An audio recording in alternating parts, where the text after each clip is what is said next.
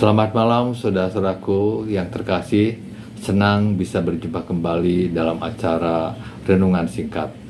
Pada malam hari ini, renungan kita berjudul Tahun Rahmat Tuhan, berdasarkan Lukas 4 ayat 18 sampai dengan 19. Sebelumnya mari kita berdoa.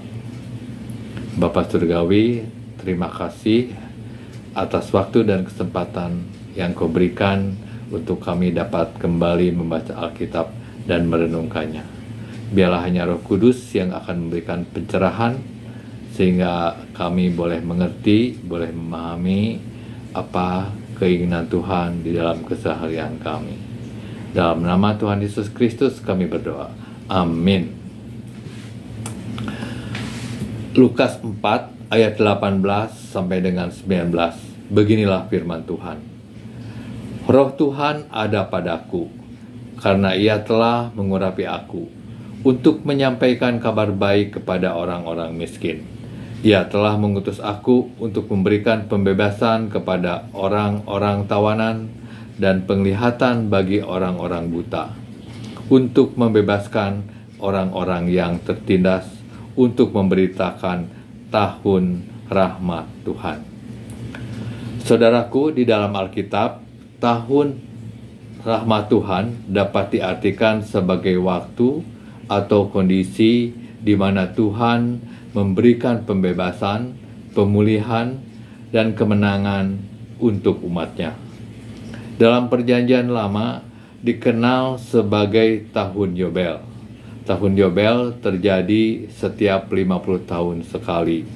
Di tahun tersebut terjadi pembebasan bagi budak-budak, tanah-tanah dikembalikan kepada pemilik aslinya, pemulihan bagi orang-orang sakit, orang-orang terpinggirkan, dan orang-orang miskin.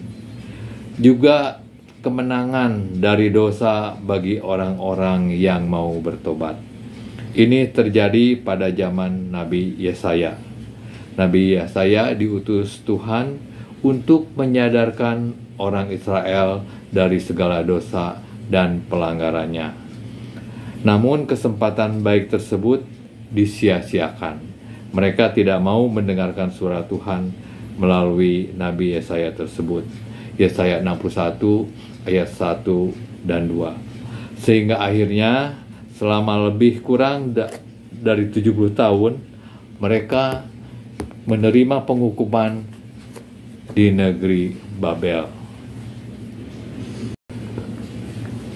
Saudaraku, kurang lebih 2400 tahun kemudian, Yesus datang dan mengingatkan kembali seperti yang barusan kita baca di dalam Lukas 4 ayat 18 sampai dengan 19. Dengan jelas, Yesus menyatakan dirinya akan membebaskan orang-orang miskin, orang-orang menderita, orang-orang sakit, baik jasmani maupun rohani, orang-orang tertindas, dan yang sejenisnya.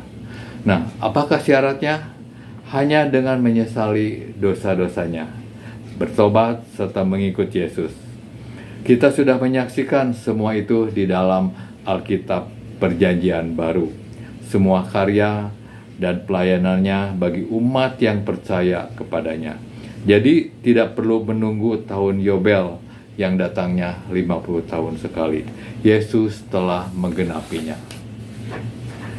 Hari ini ketika kita selaku pengikutnya menyadari secara penuh bahwa kita pun sudah menerima tahun rahmat Tuhan, cukupkah berhenti sampai di sini hanya untuk pribadi kita? Tentu saja tidak.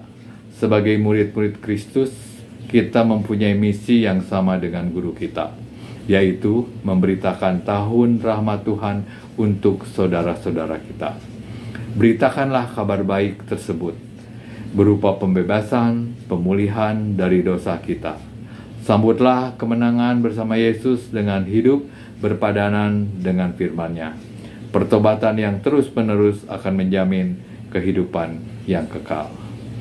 Nah, itu adalah misi kita semua selaku orang-orang yang percaya. Kiranya Kristus memampukan kita melakukannya dalam setiap waktu dan kesempatan. Amin. Mari kita berdoa. Bapa Surgawi, terima kasih atas firman-Mu. Kami diingatkan kembali akan misi kami sebagai pengikut Kristus, yaitu turut memberitakan kabar baik-Mu. Mampukan kami untuk melakukan itu dengan penyertaan Tuhan. Dalam nama Tuhan Yesus Kristus kami berdoa. Amin. Saudara-saudaraku, demikianlah firman Tuhan pada malam hari ini. Kalau saudara-saudara merasa terberkati karena renungan ini, silahkan bagikan sebanyak mungkin ke segenap relasi saudara-saudara semua. Tuhan memberkati kita semua.